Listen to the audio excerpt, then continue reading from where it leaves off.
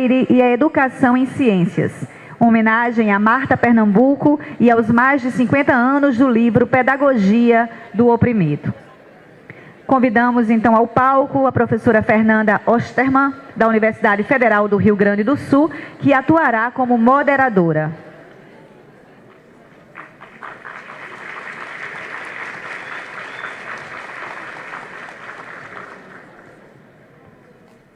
Convidamos os painelistas, professor Demétrio Delizoikov,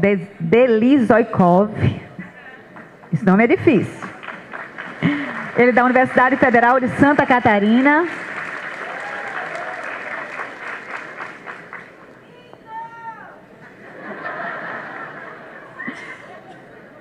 Convidamos a professora Maria Carmen Freire Diógenes Rego, da Universidade Federal do Rio Grande do Norte.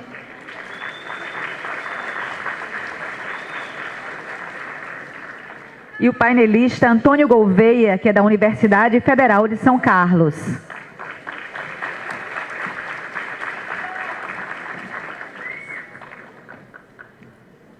Sem mais delongas, passamos a palavra para a professora Fernanda Osterman.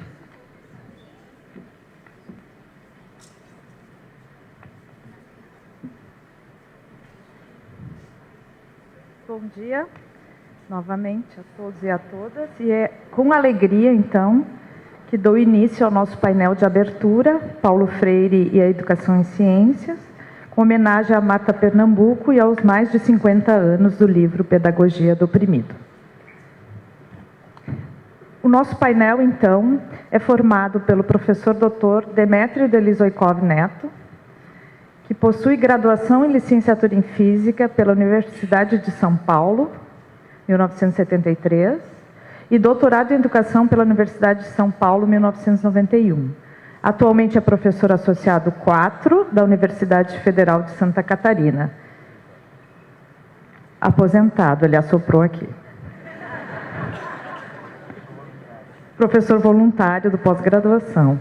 Desenvolve pesquisas relacionadas à perspectiva educacional de Paulo Freire, a formação de professores de ciências, a epistemologia e a educação do campo.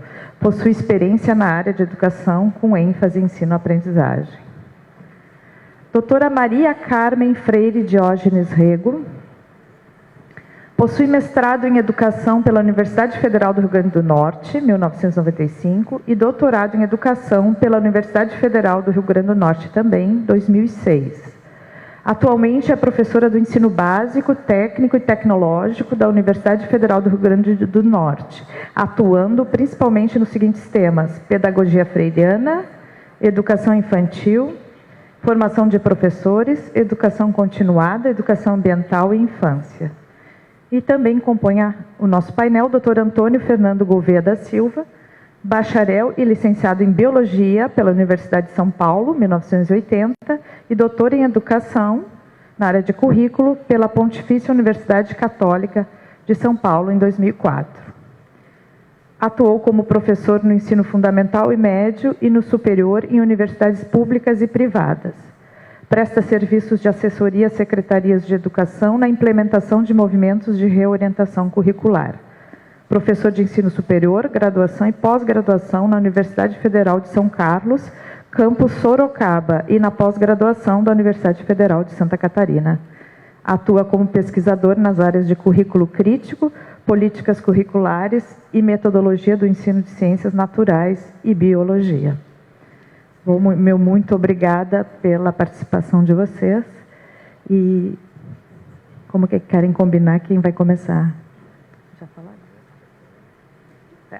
Então, passo a palavra para a doutora Maria Carmen. Decidiram? Então, vamos seguir essa ordem que está aqui. Perfeito.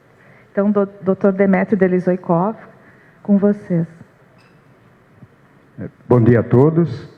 É um prazer enorme estar aqui, sobretudo porque eu lembro, há 22 anos atrás, o primeiro IMPEC, nós chegávamos a 100 pessoas.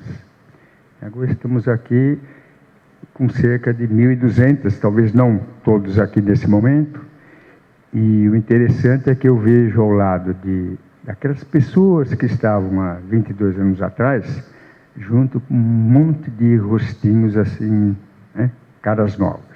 Isso é muito importante para a sequência desse trabalho que está ocorrendo, né? Não só pela quantidade de pessoas que estão participando, mas sobretudo pela qualidade. Então isso me dá um enorme prazer e honra de estar aqui com vocês nesse painel de abertura. Antes de iniciar a minha fala, eu queria congratular e parabenizar a fala da Fernanda e da Márcia pelo teor do que foi dito, né? Sobretudo pela resistência que é uma característica tanto da BABTEC como dos colegas, né, e de vocês que fazem a educação em ciência e particularmente a pesquisa em educação em ciências. Então, isso tem uma importância muito grande, como não vou reprisar o que já foi dito aqui, pelos momentos que nós estamos vivendo, né? Então, a minha fala, eu resolvi chamar de a originalidade da obra de Paulo Freire, por vários motivos. Espero que fique claro ao longo do que eu vou expor, né? Como já foi dito, 50 anos, mais de 50 anos da publicação do Pedagogia do Oprimido, e anterior o livro Educação como Prática de Liberdade. Então, Paulo Freire já antecipa, né, mais de 50 anos atrás, algo que hoje a gente pode chamar de uma perspectiva de educação ético-crítica. E o que eu vou explorar mais aqui é os aspectos mais fundamentais do ponto de vista das concepções filosóficas que fundamentam, né, a concepção de Paulo Freire. E começar a destacar, quer dizer, onde é que Paulo Freire entra na perspectiva de educação e ciências, quase, não 20 anos, mas quase 20 anos depois dele ter refletido uma praxis que é oriunda da educação não formal, sobretudo na educação de adultos. No Brasil, tanto com a perspectiva do analfabetismo, como vencê-lo, e no Chile já numa situação de pós-alfabetização.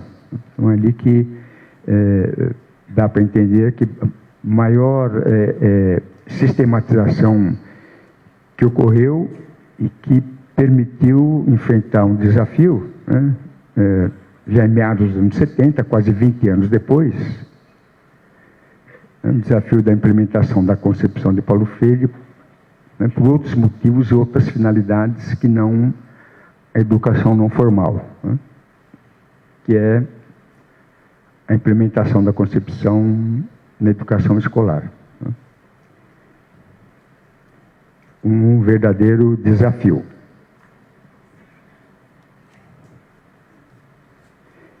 Então eu vou começar a destacar um ponto que ele não é trivial, talvez hoje já seja, mas no período as pessoas que estavam preocupadas em entender Paulo Freire como implementá-lo na escola pública tinham que se conscientizar disso que eu vou chamar de um pressuposto ontológico do sujeito do conhecimento, que está muito claro e bastante bem trabalhado em Paulo Freire, né? E ali havia, e ainda hoje há, necessidade de a gente ter a consciência de quem é ou quem são as pessoas com as quais a gente está trabalhando. Quero meu colega do lado, quero o meu aluno, quero o professor que eu estou formando e quero as crianças que estão na escola, né? Então, há diferenças entre as concepções de sujeito que balizam pesquisas, concepção de educação, né? E que, em algum momento, precisa ser explicitado, né? Então, aqui eu vou explicitar aquela que está em Paulo Freire e que a gente procura organizar uma praxis nas atividades de um grande grupo de pessoas, que procura uma sintonia e efetivar essa concepção, né? Que é essa aí. O ser humano, em particular, aquele que quer conhecer, o sujeito do conhecimento, é um ser que se constitui geohistoricamente nas suas relações socioculturais. Se não pensarmos o local onde as pessoas de fato vivem e com quem elas convivem, fica complicado entender o que Paulo Freire vai falar e vai escrever. Então, é algo que eu já anunciei, que é essa concepção do sujeito do conhecimento. Então, é um ser que produz cultura nas suas relações com o mundo, tanto natural quanto transformado pelo homem, na sua relação com os outros, né? Então, dá para começar a perceber a importância da educação escolar, muito embora no início Paulo Freire refletia essa concepção de educação, não pensando estritamente na educação escolar, mas uma concepção de educação que pudesse orientá-lo e a equipe toda na educação de adultos. E supor, ou ter como isso, essa concepção de sujeito, no final de aluno, de professor e de pesquisador também, tem por trás algo que é bastante interessante, que nem todo mundo tem, às vezes sente, mas não tem muita, não vou dizer clareza, mas efeito na produção em qualquer atividade que tenhamos, quer de aluno, quer de professor, quer de pesquisador, que é isso aí. Quer dizer, a gente se torna cada vez mais sujeito à medida que a gente tem a consciência que amanhã eu posso saber e conhecer mais, né? Isso é o significado do inconcluso. Isso então leva, por trás dessa compreensão, que a humanização é um processo processual e é mediada espaço-temporalmente, quer dizer, tem uma história que é vivida num local. Nós vimos aqui uma brilhante apresentação, né, cultural, que no local onde eu moro atualmente, que é Florianópolis, ela também é curtida, né, mas é originalmente daqui.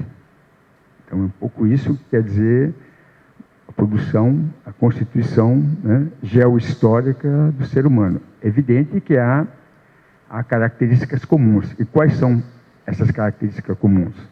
É exatamente a concepção ontológica de sujeito, que ele se faz na sua relação com outros e o que está mais próximo do lugar onde ele vive. Claro que não se reduz a isso. Daí a compreensão do inconcluso.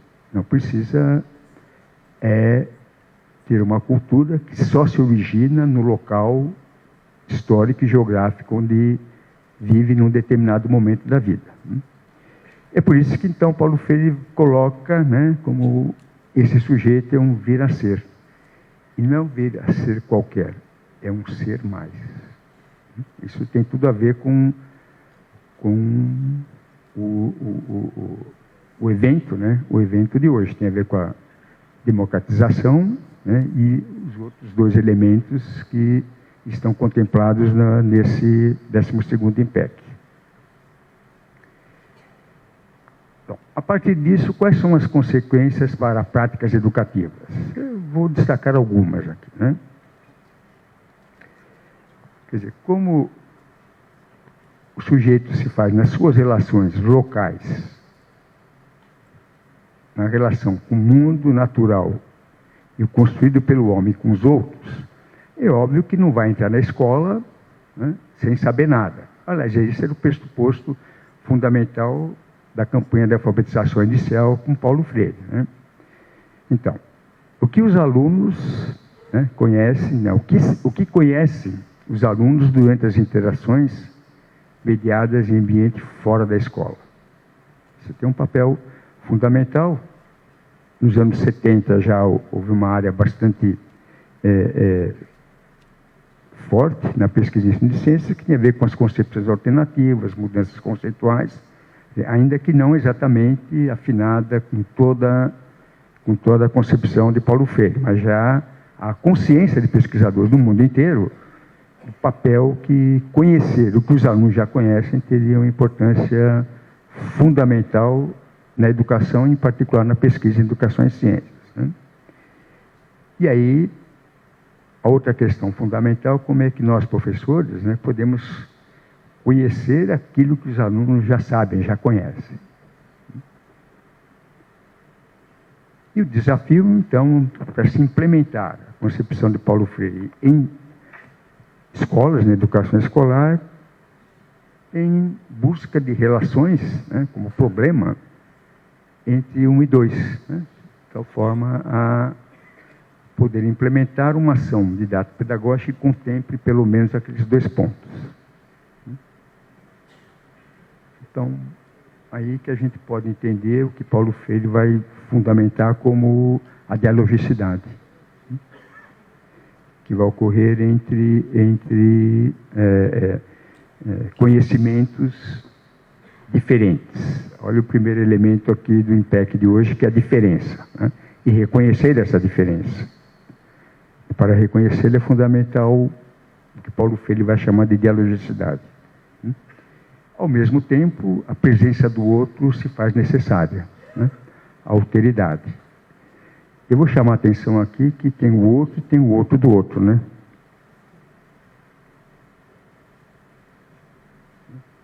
Assim, se o nosso aluno, pensando na relação aluno-professor na escola, se o nosso aluno seria o outro, quem é o outro dele na instituição escolar, né? Então não podemos esquecer isso, porque senão acaba diálogo, acaba a alteridade.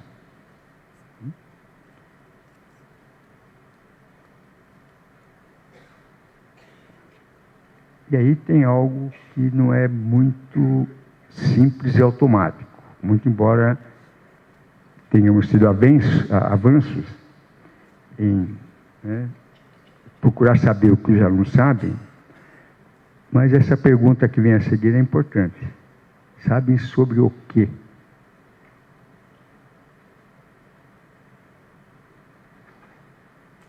Dialogar sobre o quê? Bom, qual é que é a proposição de Paulo Freire na concepção que ele tem, né?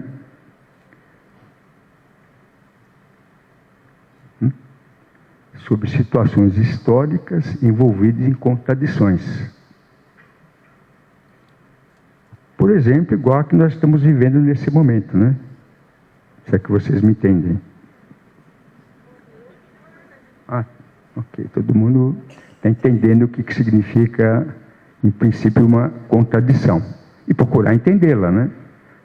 Não adianta, né, ficar depreciando e xingando o atual presidente sem entender por que ele está lá e o que ele quer fazer lá. E a relação disso com outros presidentes de outros locais que talvez não tenham o mesmo linguajar desse, pensam da mesma forma. Então, há reflexos da dimensão mais ampla na local, né? Então, Paulo Freire vai identificar, então, com o tema contradições, quer dizer, problemas que limitam a humanização no sentido do ser mais. Nós tivemos a fala, várias que estiveram falando anteriormente, mas destaco a da secretária de Educação, quando fez a denúncia do que acontece aqui no Estado, mas em outros também, né, com o problema da evasão escolar, da quantidade de pessoas que não frequentam a escola, e aqueles que frequentam dela são expulsos, ou seja, ninguém desconhece isso. Isso é uma contradição, né, e algo que limita os alunos de ser mais. Né? E aqui destaco o que a gente podia chamar um compromisso ético do educador. E Paulo Freire, espero que não seja só dele. Aquelas ações educativas, de alguma forma, têm que ter um compromisso ético nesse sentido. O outro elemento que eu quero destacar, que tem relação com a reflexão filosófica que Paulo Freire faz, é que ele vai conceber a educação como uma situação gnossológica. Reparem, ele está dizendo que entender as contradições como uma situação problema é que, em sintonia com outros epistemólogos, ele vai dizer que o enfrentamento desse problema é uma situação que caracteriza a produção de conhecimento novo. Não importa em que área do conhecimento humano, mas é um conhecimento novo neste sentido.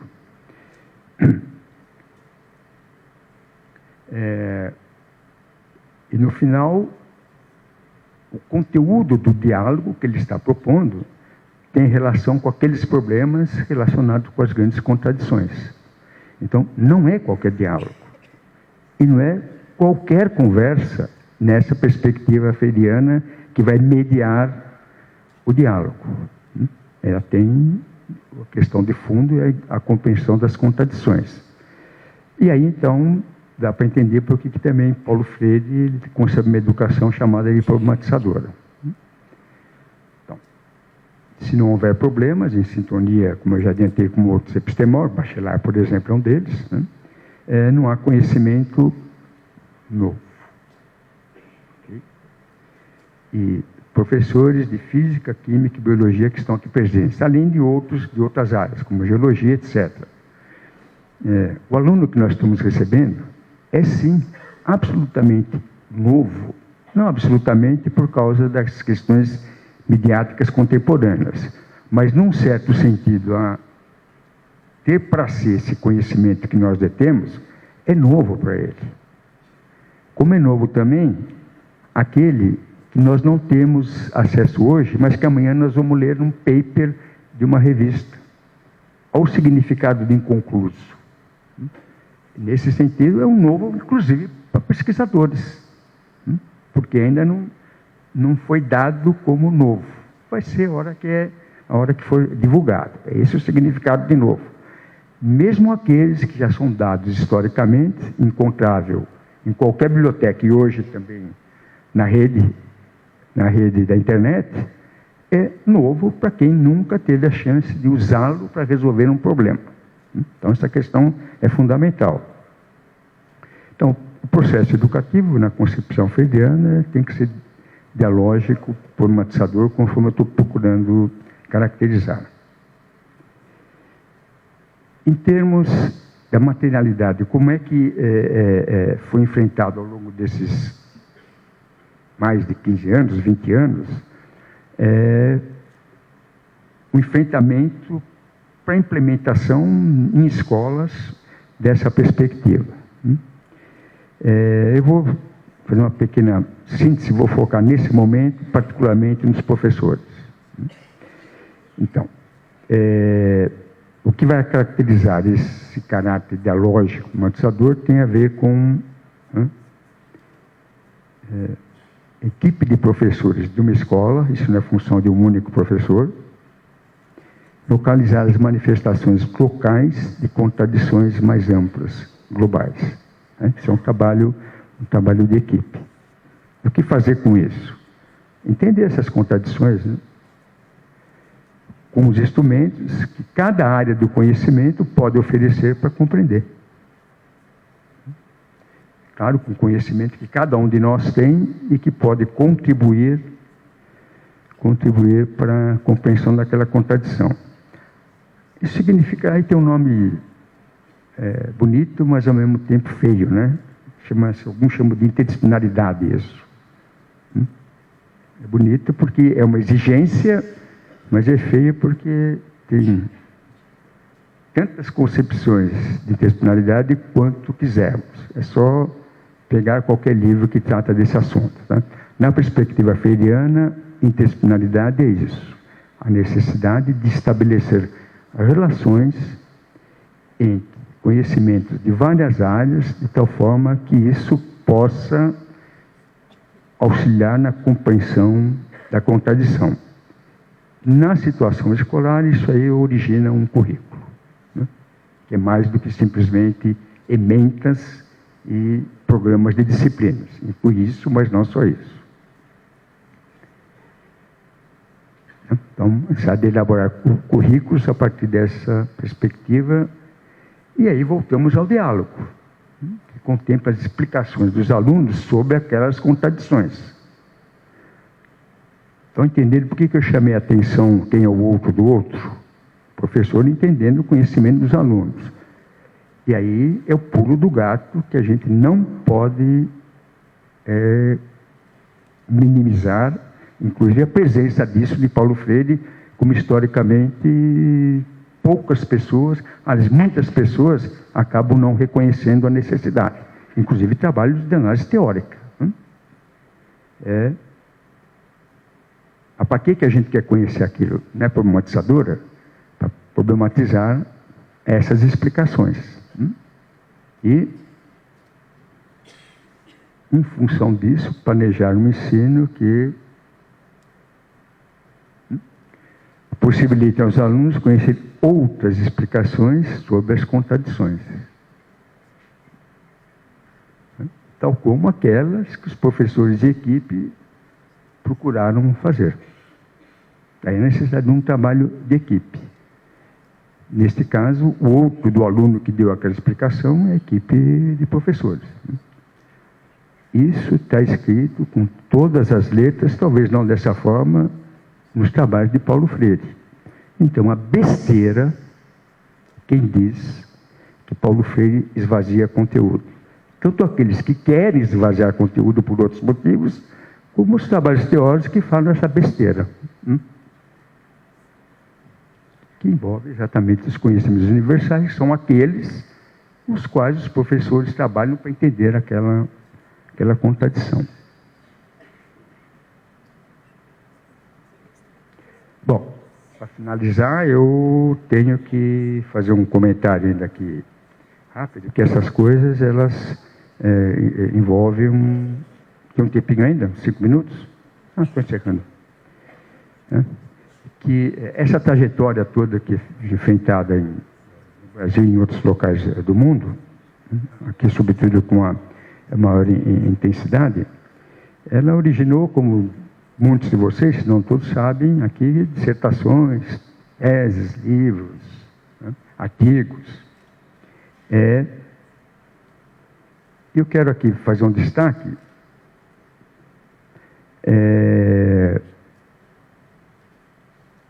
uma iniciativa dessas que estão envolvidas nessas publicações, que vai trabalhar com três grandes projetos institucionais e que tem a ver com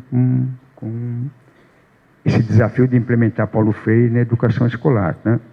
O primeiro, que foi coordenado pela própria Marta, que ocorreu aqui em Florianópolis, desculpe, sou de lá e vi com isso na cabeça, e no Rio Grande do Norte, e que tem a ver com a formação continuada de professores das séries iniciais. É um projeto que iniciou em 84, seguiu até 86, 87, e o destaque é um projeto institucional, não é uma iniciativa de uma pessoa, é um grupo de pessoas. E ocorreu em um convênio com a Universidade Federal do Rio Grande do Norte, com a Secretaria Municipal, que iniciou como a Secretaria Municipal do município São Paulo de Potengi, alguns quilômetros, cerca de 80 a 100 quilômetros daqui de Florianópolis, com professores de Natal,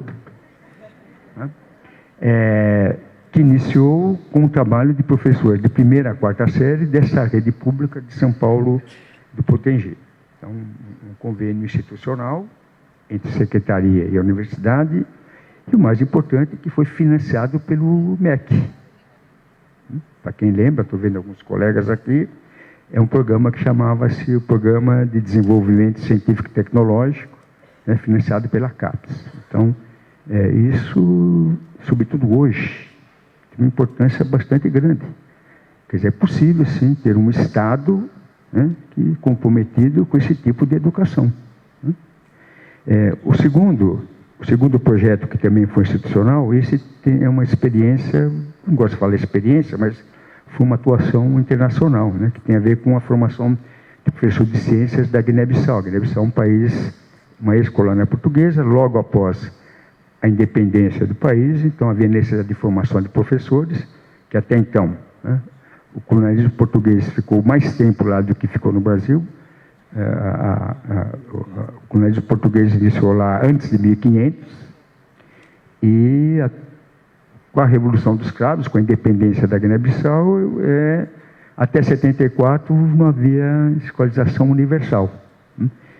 E o governo recém-impossado, com a libertação, assumiu para si um ensino básico de pelo menos 6 anos.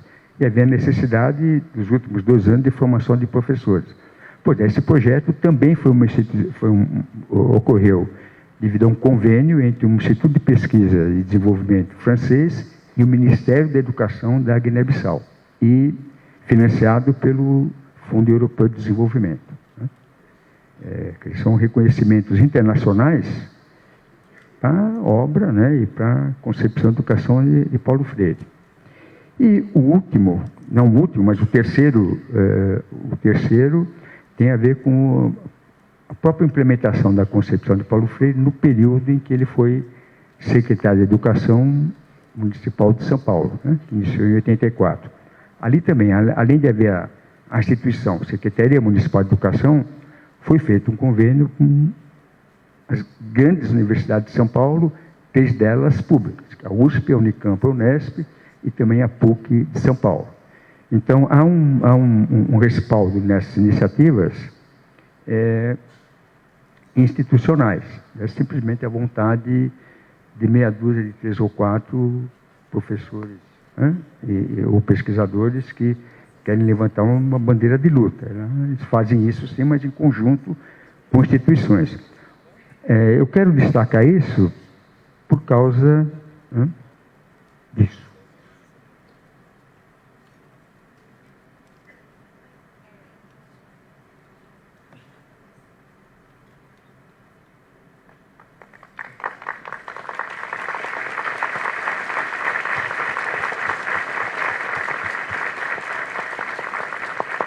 Então, ao refletir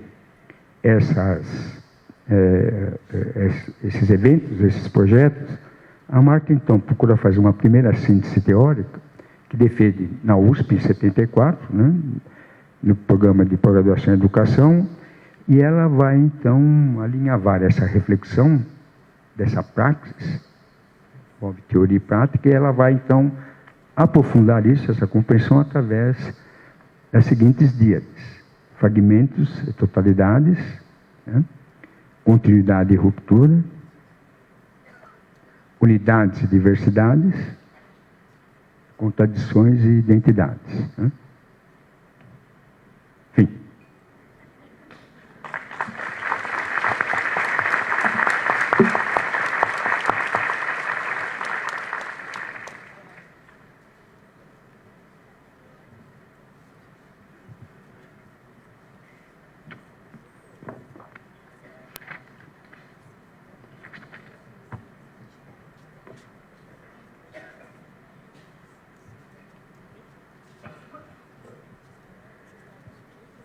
Bom dia a todos e todas. Primeiro, agradecer, em nome do Grupo de Práticas Educativas em Movimento, essa homenagem, né, que o encontro faz a Marta Pernambuco. Eu aqui falo, não por mim, mas em nome das inúmeras pessoas que foram formadas pela grande mestre. E peço desculpa por ter feito uns slides com textos longos, que Marta odiava, que ela dizia que todo mundo sabia ler, não precisava mais falar. Mas pode ser que a emoção me impeça de lê-los, de dizê-los, e vocês, os 1.200, me ajudarão a ler. Márcia Goretti, não comece a chorar, porque aí eu choro também. Vou olhar para André, que parece que não vai chorar. Esse negocinho aí de passar, por favor.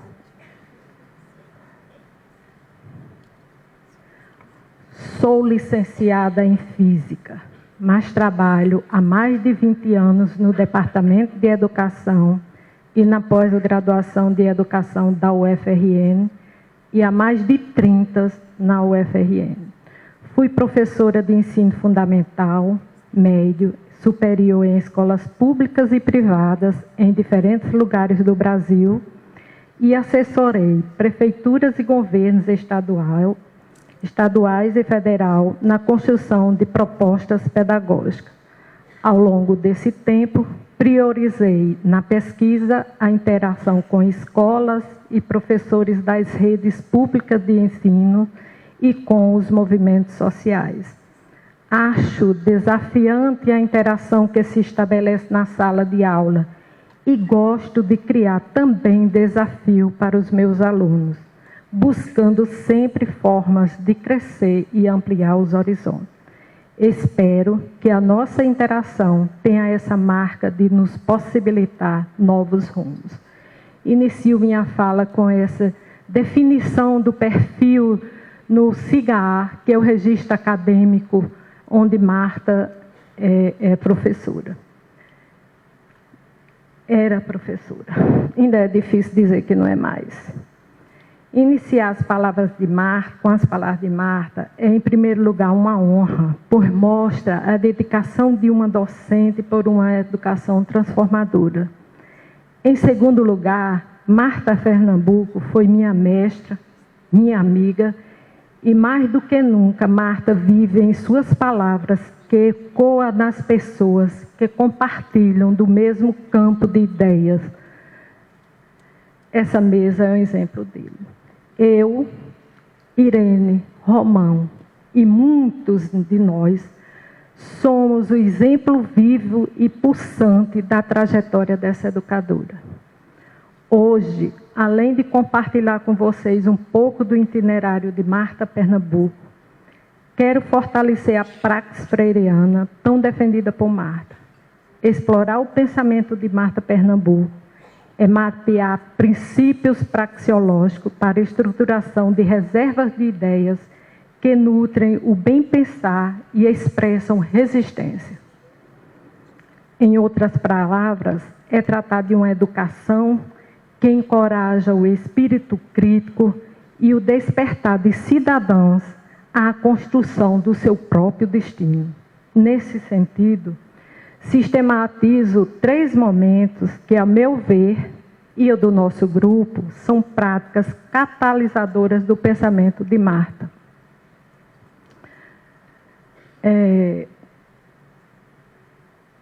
Primeira experiência, São Paulo do Potengi e Escola Estadual Jorge Fernandes. A segunda, Secretaria Municipal de São Paulo. E a terceira, a criação do Grupo de Estudos de Práticas Educativas em Movimento.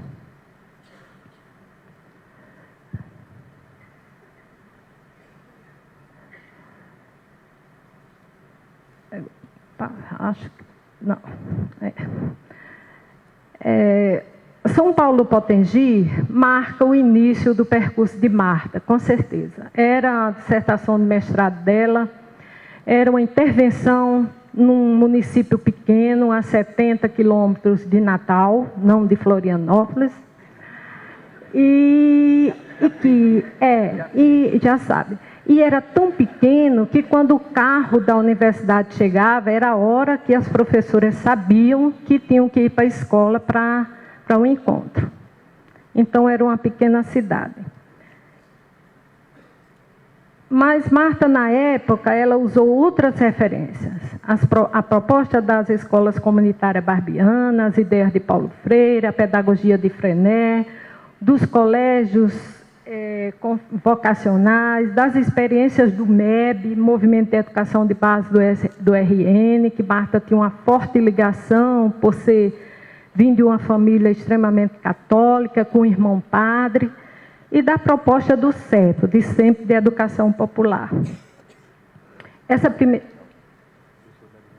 É da Guiné-Bissau, né? Texto, né?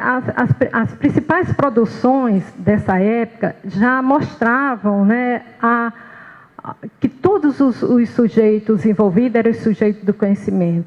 Nós temos textos elaborados pelos alunos que foram publicados com o título de uma experiência em São Paulo Potengi, material de apoio aos professores, seca e água, agricultura e terremoto, que nos aponta que o conhecimento ele não está só nos livros, mas ele pode ser produzido pelos professores, a partir da realidade local, dos problemas locais, e textos em congressos, e foram inúmeros, inclusive com a participação dos professores da rede. Essa primeira experiência resultou no projeto que o professor Demétrio já se referiu, que é ensino de ciências a partir dos problemas da comunidade, que foi implementado em 2 fases. A primeira fase, São Paulo Potengi, e a segunda, Jorge Fernandes. Essa segunda fase do projeto, Marta e o grupo, que aí era um grupo mesmo, era Demétrio, eu acho que Dalpian, Angote, e mais um bocado de alunos da UFRN, eles decidem optar também. Você vem de uma pequena rede do interior e vem para uma cidade da capital, que traria o meio urbano traria novos desafios. Então, essa segunda fase, a partir dessa segunda fase, que foi a continuidade em São Paulo Potengi e Jorge Fernandes, a principal referência é Paulo Freire. O grupo assume como principal referência as ideias de Paulo Freire de investigação temática, como processo metodológico de investigação dos problemas da comunidade. A investigação temática atua como referencial pedagógico para o resgate constante do projeto de análise realizado a partir do levantamento dos problemas da comunidade. O foco foi a reorientação curricular, do ensino de ciência, que à época conseguiu uma repercussão muito boa na área do ensino de ciência, que viria fundamentaria a abordagem orgânica do ensino de ciência. E que que era também fundamentada e inspiradas em movimentos populares da década de 70 e na obra de Paulo Freire. Segundo Pernambuco, essa concepção era caracterizada, reconhecer que a educação, apesar de não ser o elemento determinante, mas pode ser um instrumento importante para a ocorrência de transformações sociais. Buscar a transformação dos conteúdos do ensino de ciência na escola formal em conteúdos reais, dinâmicos e concretos, que possam contribuir para a criação de instrumentos de mudança da realidade social. Entender que a sequência programática deve ser gerada por uma análise das relações sociais que se dão em um determinado local e deve levar em conta a estrutura específica de cada conhecimento a ser transmitido, bem como as características da população a qual se destina. Marta, ela atribuía essa sistematização, sempre falava isso, e a gente tem que... A reflexão, a sistematização em 4 dissertações de mestrado, 2 defendidas por ela e Dalpian, que traziam reflexões sobre a experiência do Rio Grande do Norte, e as outras 2, de Demétrio e Angote, que traziam reflexões sobre a atuação deles na Guiné-Bissau. Esses trabalhos, eles relativamente independentes, mas tinham alguns pontos comuns: estudo da realidade, produção de material didático e formação de professores. Eu acho que eu vou começar a pular um pouco, porque eu estou vendo que o tempo está... Então, eu vou pular aí para as fotos que nós temos da época. Marta aí, esse aí é o estudo da realidade do problema da seca no semiárido, né? E se alguém reconhece aí Demétrio, ainda de cabelo preto, né?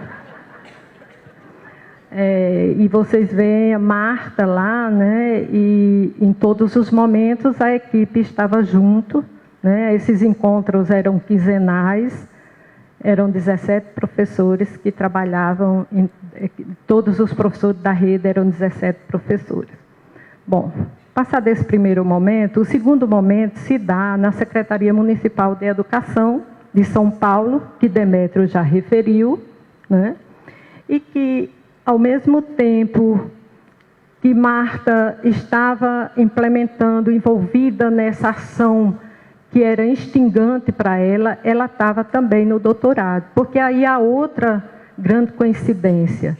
O Demétrio e Marta estavam fazendo doutorado orientados por Menezes. Vocês me corrijam se eu estou, que eu não vivi lá não, viu? Não é porque eu seja mais jovem não, porque eu estava aqui no Rio Grande do Norte, viu, Gouveia? E aí eles estavam fazendo doutorado.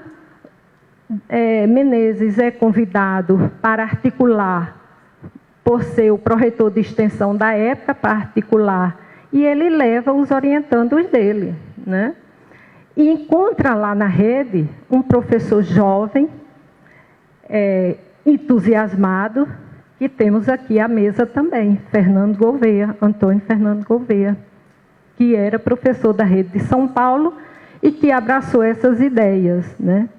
Então, dessa experiência, Marta, como já reflete na tese dela, né, é revelar uma educação como movimento, que isso vem depois a possibilitar a criação do grupo, delinear uma ação, uma pedagogia, em que a mudança não está só nos educandos, mas é inserido como processo de educação que inclui educadores e mediadores diretos da ação, ou seja, os próprios assessores das universidades, né? Essa do outro, mudar a escola e a organização do sistema escolar e, sobretudo, o processo de reflexão das práticas pedagógicas. Acho que a grande contribuição era a pedagogia do movimento, que ela defendia, né, tão bravamente. E que essa pedagogia do movimento ela é gerada na sua própria elaboração.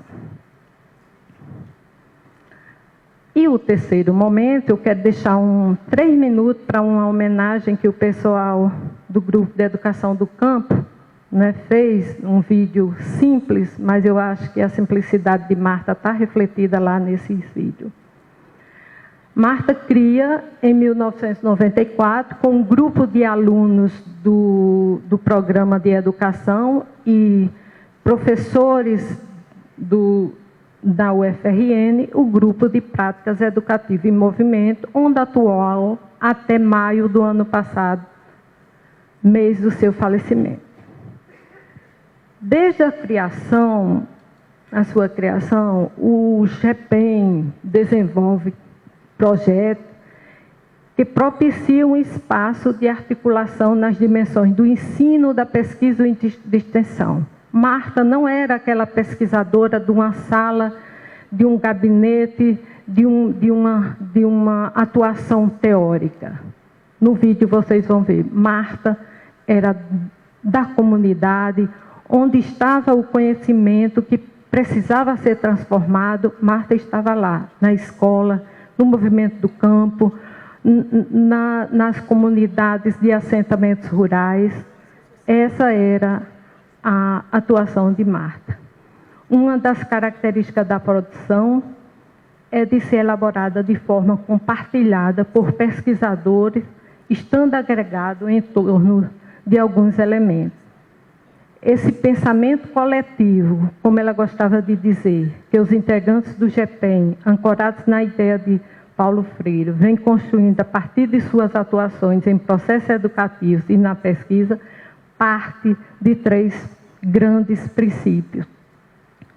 O sujeito ser histórico, social e parte de uma determinada comunidade, já discorrido brilhantemente por Demétrio, que é a ideia do sujeito da praxis.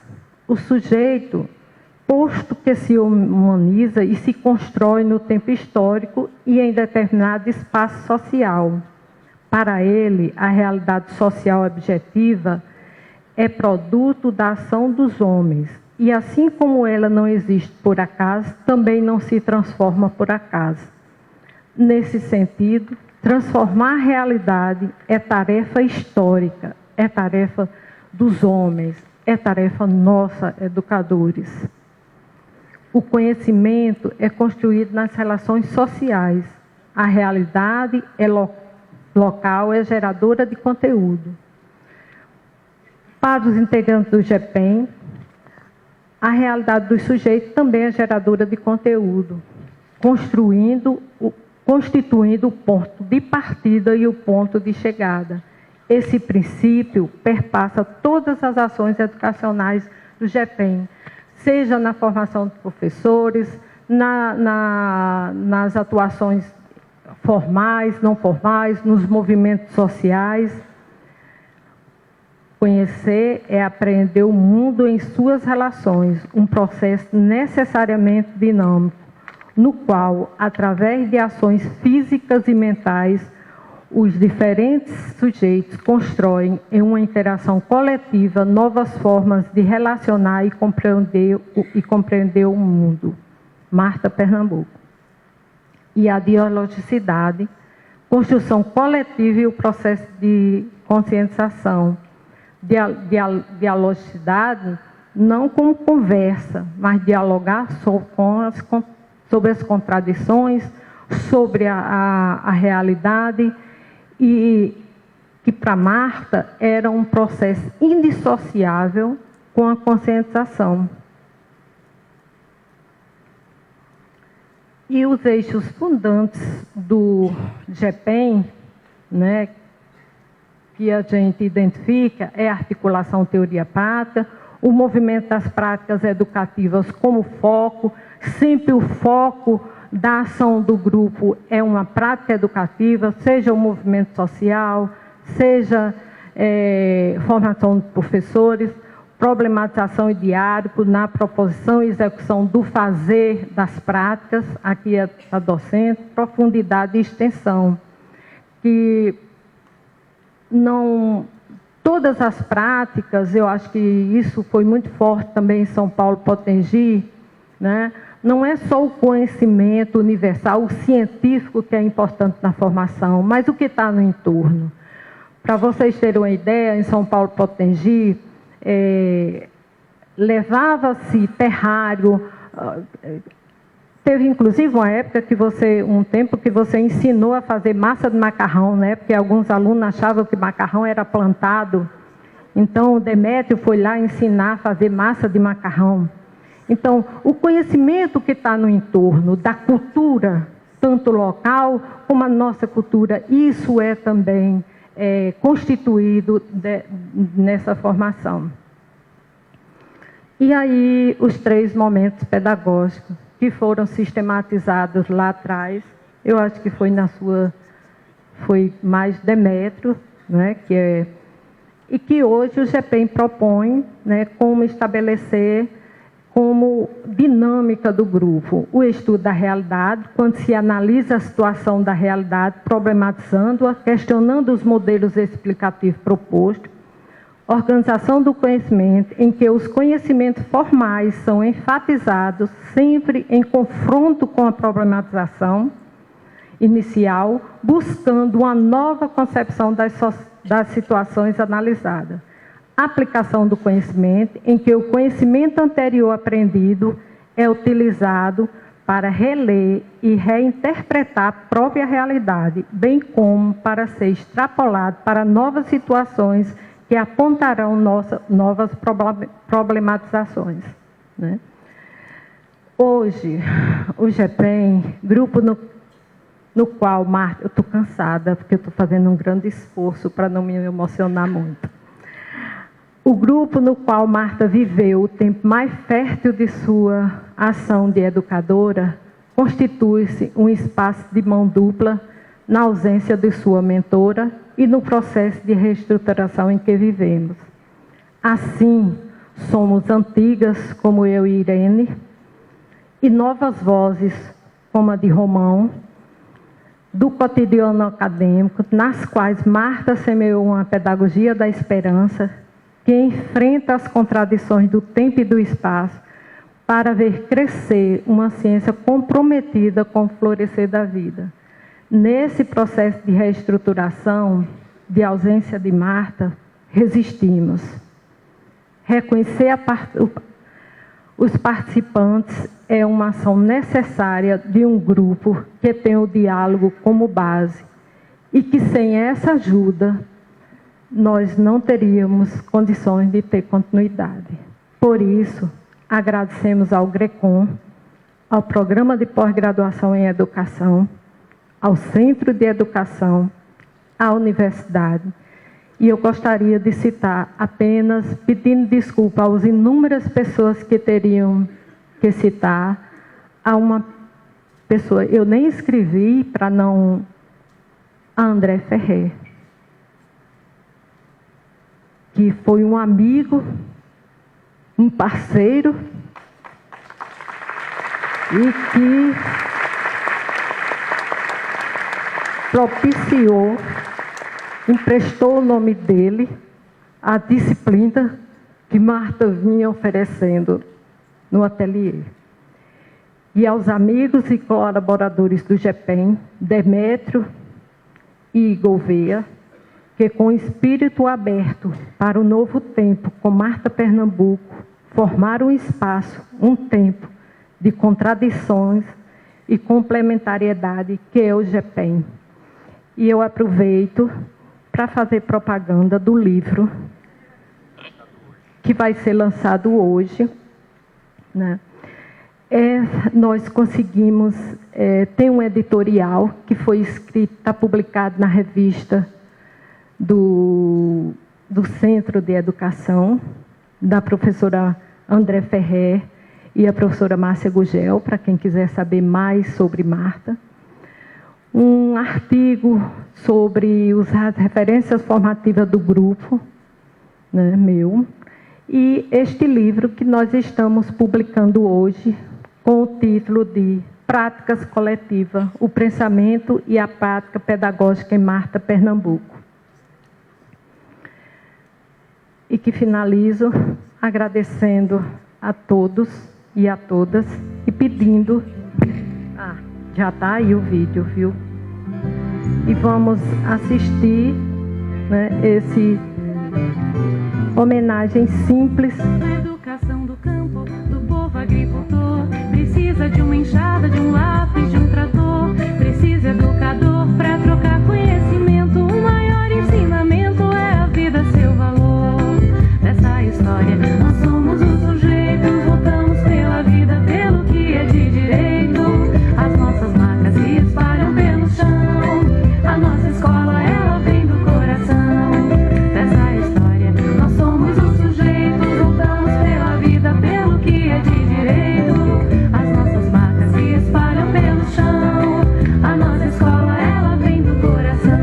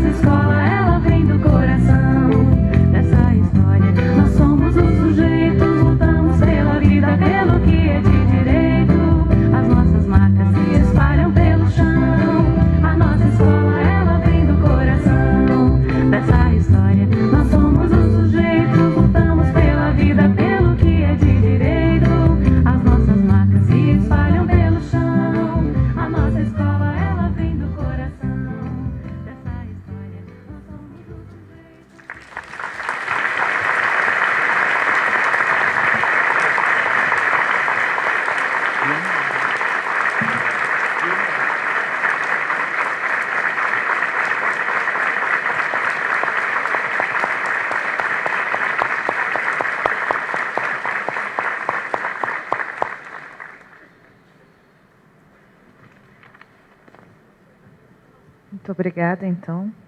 E agora eu passo a palavra para o professor Gouveia.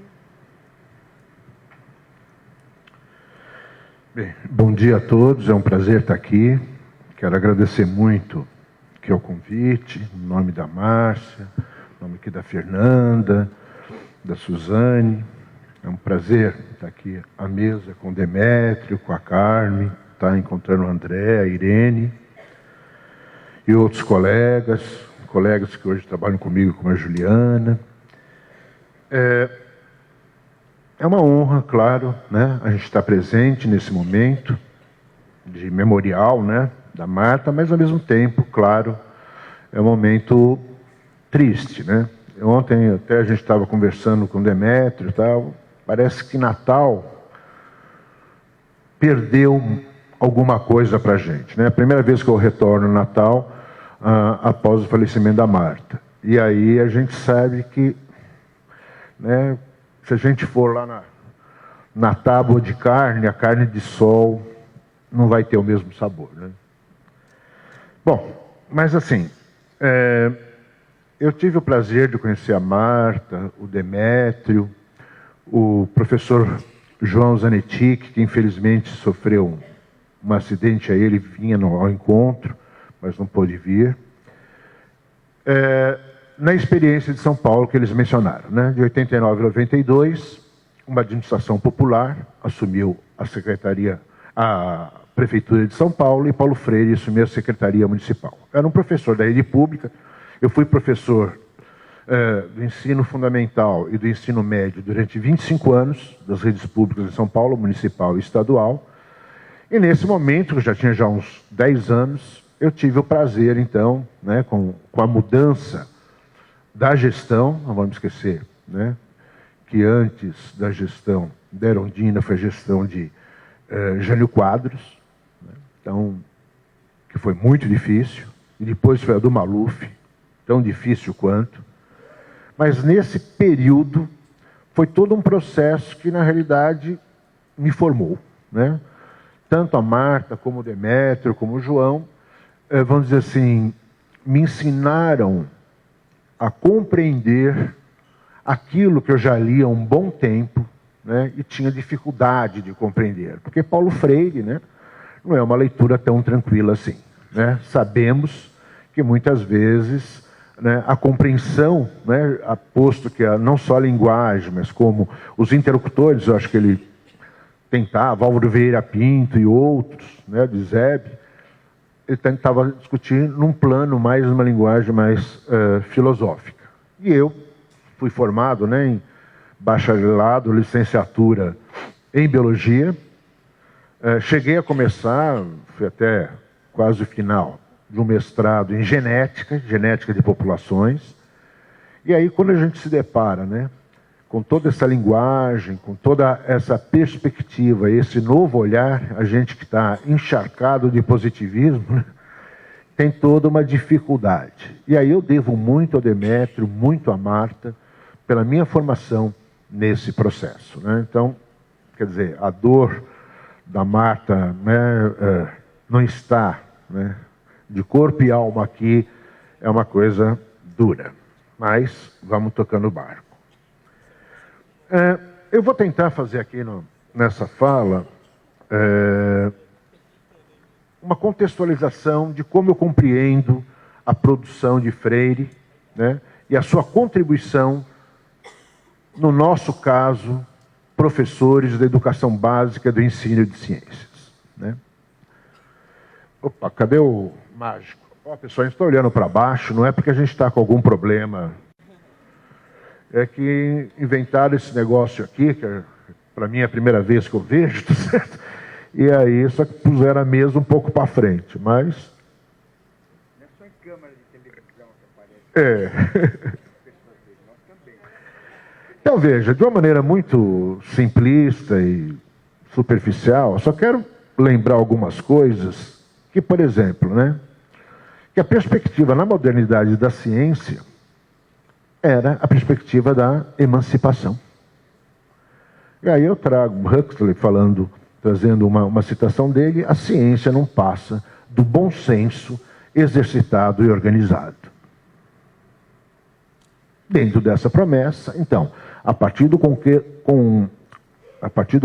concreto da realidade humana, necessidades para a produção da vida coletiva leva à produção do conhecimento científico. E esse conhecimento, né, como um bom senso, um juízo de valor em busca de ações solidárias. Portanto, a prática científica ela é pensada na modernidade como uma prática ética, né? Que é algo que o que eu vou estar falando aqui, de uma certa forma, eu vou estar apenas detalhando alguns aspectos que o Demétrio já levantou e de outras questões também que a Carmen levantou, né, nessa nossa conversa de hoje. Aí eu trago já uma crítica a essa perspectiva de ciência, né, que a gente encontra, é uma citação de Juit no livro de Gramsci. O bom senso, que um dia foi professor, agora em nossas escolas está inteiramente morto. A ciência, sua filha, o matou, para ver como ele era feito. Então, já começa, né, século XVIII, principalmente século XIX, início do século XX, a se questionar, no Ocidente, será que a ciência efetivamente está cumprindo aquele papel? Será que a ciência efetivamente é humanizadora? Será que essa produção, né, efetivamente está levando as pessoas a terem uma vida mais digna, mais ética?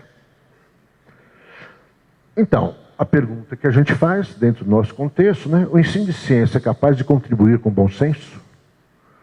Ciência para a ética, para a construção de uma sociedade mais justa? Eixo, né, brilhante aqui do nosso encontro, de uma maneira magnífica que a Fernanda abriu, trazendo essa questão. E é nesse contexto, então, que a gente vai entender que Paulo Freire, dentre outras coisas, tenta resgatar essa dimensão ético-política da ciência para a formação crítica do educando. Então, jamais, como o Demétrio há pouco comentou com a gente, Freire, vamos dizer assim, deixa de lado, ignora, nega o conhecimento universal sistematizado da ciência. O problema é que papel social ele cumpre, a serviço de quem ele está, né? Então, a obra de Freire, se a gente vai desde a educação com prática da liberdade, passando pela pedagogia do oprimido, ação cultural pela liberdade, extensão, comunicação, até o último, pedagogia da autonomia, ele sempre vai estar utilizando essa perspectiva, né, que ele vai chamar de rigorosidade epistemológica, né?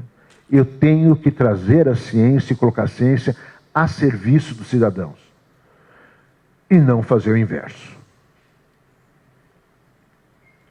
Então, trouxe até aqui uma questão, olha, todas as falas que eu estou trazendo têm uma relação direta quando ele menciona os professores de biologia por uma questão pessoal, evidentemente, né? Claro que me sinto mais afetado nessas situações. Então, para o educador programático, reacionário, que ensina, por exemplo, biologia, não há por que desafiar o educando ao discutir o fenômeno vital do ponto de vista social, ideológico e político. Estritamente necessário é depositar no aluno conteúdos acerca do fenômeno vital. Então, quer dizer, essa indissociabilidade entre as ciências, né, uma dimensão interdisciplinar da perspectiva freiriana, é justamente um enfrentamento à perspectiva, né, positivista de isolar, fragmentar, de achar que na parte é que a gente aprofunda o conhecimento. O que Freire está trazendo ao lado de outros autores, com a influência que ele teve da teoria crítica, né, da Escola de Frankfurt, é justamente perceber que o conhecimento só tem sentido e significado se ele for construído de uma maneira relacional. E daí, as outras áreas do conhecimento são tão relevantes quanto a especificidade do conhecimento científico. Qual é a perspectiva, então, da ética freiriana? Eu acho que quem melhor explica isso para a gente é um autor, vivo até hoje, o Henrique Dussel, né, que atua na Universidade do México, ele é argentino, mas atua na Universidade do México, que no seu livro de 2000, A Ética da Libertação no Mundo da Globalização, ele tem um capítulo só para Paulo Freire. Então ele vai falar alguns aspectos, estou trazendo aqui, claro, uma síntese. A ética é uma criação humana coletiva que transforma a realidade em busca da autonomia com a superação das necessidades fundamentais da produção, no sentido material, né? Na reprodução, no seu sentido cultural, social, e no desenvolvimento da vida humana, esse desenvolvimento na recriação do real, algo que é muito presente em Paulo Freire, né? Paulo Freire, se a gente for perceber, ele retoma algumas grandes temáticas ao longo de todos os livros, né? E uma delas ele fala assim, olha, quem quer levar em consideração o meu pensamento precisa me recriar, né? O indivíduo só é sujeito histórico quando ele assume o protagonismo da sua própria vida. E isso, para nós educadores, significa, né, que nós temos que assumir o nosso papel curriculista, né? Sermos autores da nossa prática educativa e, claro, que seja uma prática voltada para que os educandos também sejam sujeitos do seu fazer. E aí, Freire faz esse questionamento, que de uma certa forma o Demétrio também já abordou, que há sempre perguntas a serem feitas. Isso aí está no Pedagogia da Autonomia, tá, gente? O último livro que ele lançou. Em favor de que estudo, em favor de quem, contra que estudo, contra quem estudo. De uma maneira representativa, nós podemos dizer que para quem é esse sujeito concreto. Só que esse sujeito, para ser compreendido, ele não pode ser compreendido fora da sua história, fora do seu contexto. E é nessa relação entre real concreto, que apresenta contradições, que o Demétrio tanto explorou, que elementos, né, que negam a vida humana, que vão aparecer os objetos de estudo de Paulo Freire, que é o que estudar, que a gente muitas vezes conhece como o tema gerador, né? Então, o tema gerador é sempre um objeto a ser superado. É sempre uma contradição que, se tivermos êxito no nosso processo dialógico, ele vai deixar de ser um tema gerador.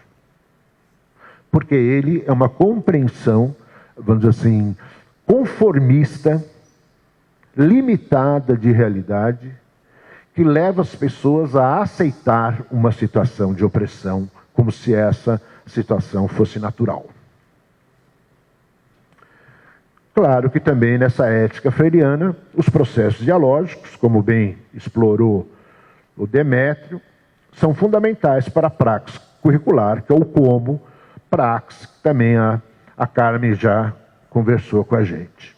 Então, portanto, o objetivo é a produção, não conhecimento produzido no espaço, à luz de valores éticos comprometidos com a transformação social. Então, o para quem e o contra que fica claro, né, em toda a obra de Freire, principalmente no capítulo 3 do Pedagogia do Oprimido, toda essa perspectiva de organização e de sistematização curricular.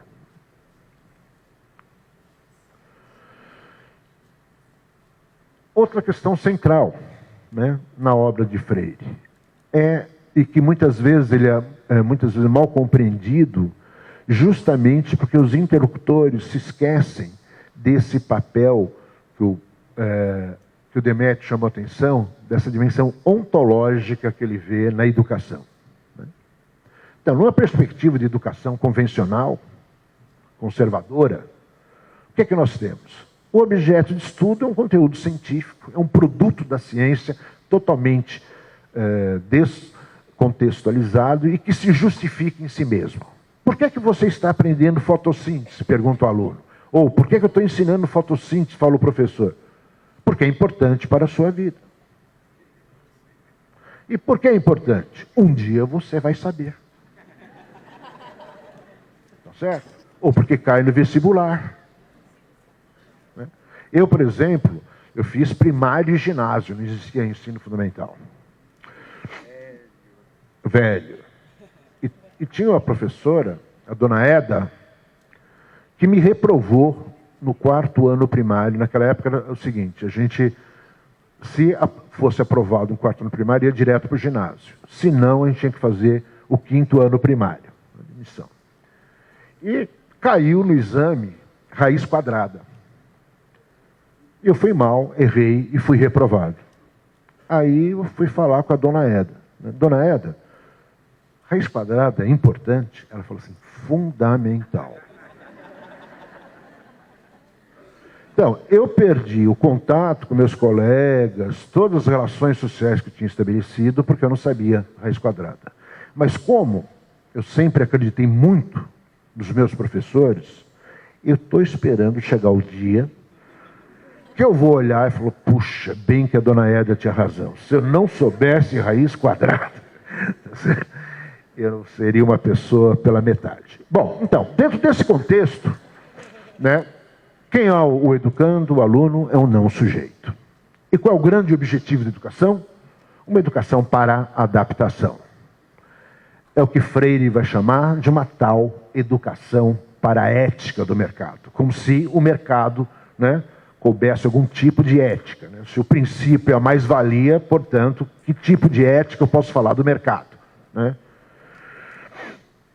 E a concepção freiriana ético-crítica, né, ela vai buscar com que todos os sujeitos, na prática curricular, né, todos sejam sujeitos na prática curricular.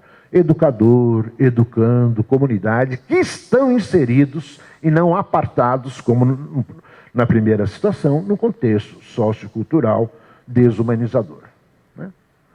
Lembrando que, evidentemente, que em qualquer situação estamos dentro desse contexto. O que essas histórias, né, mal contadas de escola sem partido defendem, que é a primeira linha, é uma escola de partido único, tá certo?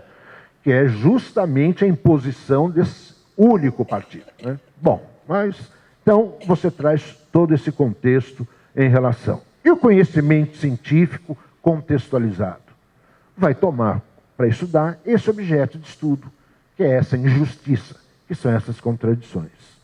Em que sentido? No sentido de transformar a realidade. Portanto, diferentemente de uma educação que coloca como fim a memorização de um determinado produto científico, numa perspectiva de uma educação freiriana, ético-crítica, o conhecimento científico é meio, não é fim. Ele deve estar a serviço do processo humanizador.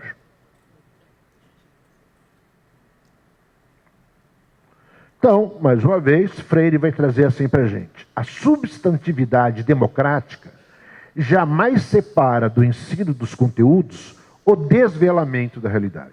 Então, é uma exigência ética, né, que o conhecimento científico cumpre esse papel de tirar esse véu que foi criado, né, pelo modelo social, principalmente, né, na contemporaneidade, com o modelo neoliberal, capitalista, que vem se desenvolvendo desde o liberalismo, desde a Revolução Burguesa, no sentido de a gente olhar a realidade, né, de uma maneira meio ofuscada.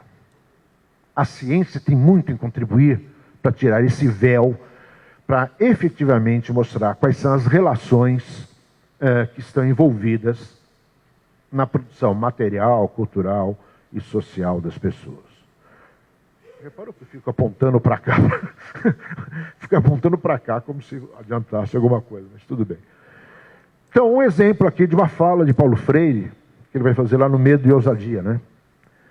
Se o Banco Mundial exige de um país de terceiro mundo austeridade que implica em baixos salários, podemos discutir em uma aula de biologia as implicações dessa medida para a dieta alimentar e a saúde. Todas essas análises iluminam a realidade. Iluminam a realidade. E nesse sentido, também resgatando um pouco mais detalhado, aquilo que o Demétrio apresentou na hora que ele fala da gnosiologia em Freire, né? Ela parte da fala do oprimido, né, do resgate da não interdição da fala do outro, denuncia situações de opressão, problematiza tais situações numa perspectiva contextualizada. Quanto? 10 minutos? Tá, não. Fique tranquilo. Resgata a busca de critérios éticos para fazer uma visita dirigida ao conhecimento científico, ou seja, o conhecimento não pode estar separado do seu contexto concreto e do seu papel social humanizador, que é o que ele chama, né, de tomada de consciência, e o plano de ação, que é o anúncio. Práticas transformadoras. Só na praxis que eu atinjo o plano da conscientização. E mais, ninguém conscientiza ninguém. O que o educador ético faz é desencadear no outro o seu processo de conscientização, não é? Perdão. Então, a partir dessa dialogicidade é que Freire caracteriza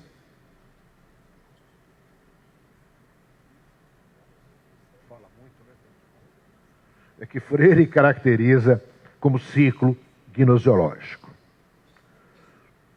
E, portanto, esse diálogo, como praxis ético-crítica, envolve dois movimentos, obrigatoriamente nesse sentido. Da denúncia, ou seja, do desvelamento, do tirar o véu, ao anúncio, que ele vai chamar também da construção coletiva do inédito viável. Né? A construção do novo. Trouxe aqui, já estou terminando, fiquem tranquilos. Trouxe aqui uma situação de sala de aula, que eu vivenciei naquela época. Era quinta série, sexta série, dando aula na periferia de São Paulo. Então tinha uma fala de um morador que os alunos aceitavam. Esse esgoto aí era o Córrego Azul.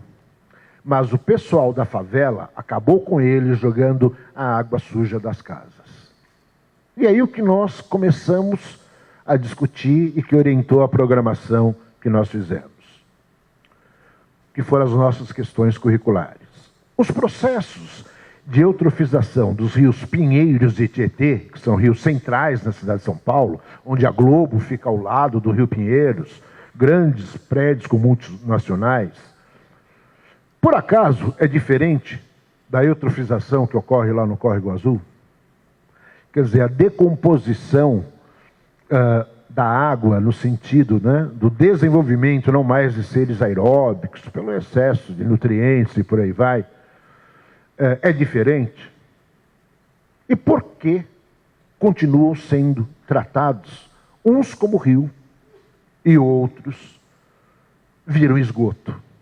Porque o Córrego Azul hoje é um esgoto e porque o rio Tietê, que recebe muito mais dejetos, né, 40% Rio Tietê e Rio Pinheiros da cidade de São Paulo, continua sendo rio.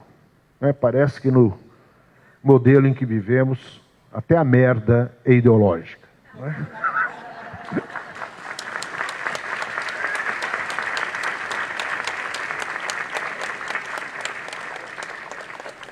Quais são as consequências dessas diferentes caracterizações, né? E como o ensino de ciências pode desvelar tais situações? Já fazendo uma síntese final, né? Então, Dussel, a partir de Freire e com Freire, vai discutir algumas coisas, né? E vai trazer alguns destaques. Quem é esse nosso educando? Quem é essa comunidade? Quem é esse outro, né? Que voz é essa?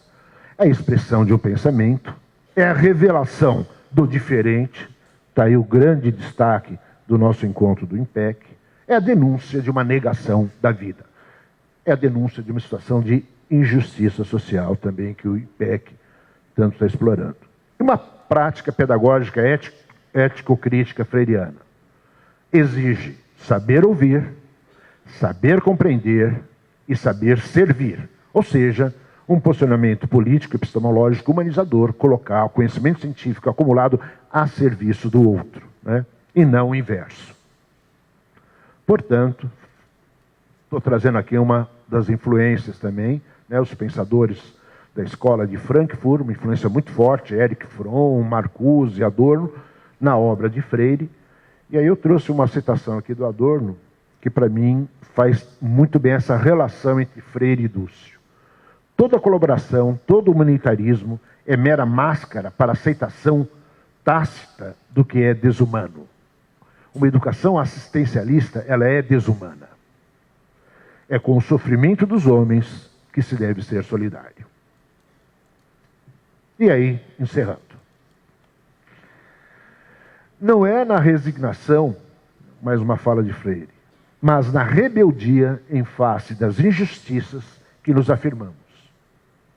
A mudança do mundo implica na dialetização entre a denúncia da situação desumanizante e o anúncio de sua superação. No fundo, o nosso sonho, Freire em 70. E aqui, queria deixar por último aqui uma lembrança para Marta. Então, Marta, eu particularmente, muitos de nós, né, Irene e Carmen já mencionaram isso, obrigado por nos formar como educadores rebeldes contra as injustiças e tendo como compromisso ético-crítico a educação humanizadora, sua praxe freiriana nos formou. A Marta, vamos dizer assim, partiu, mas ela não se foi e a sua amorosidade, o seu compromisso ético vai continuar presente entre nós. Obrigado.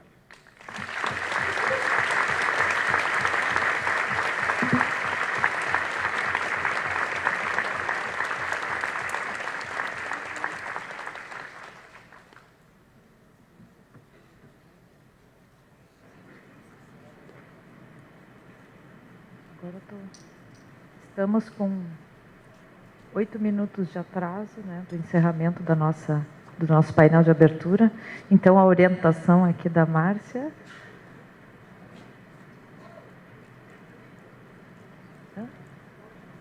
Pois é, encerrar. Não tem? Encerra? Bom, então, infelizmente, por conta do atraso, a gente encerra aqui o nosso painel de abertura. Agradeço a todos. E às 2 horas retomamos nossas atividades. Tá bem?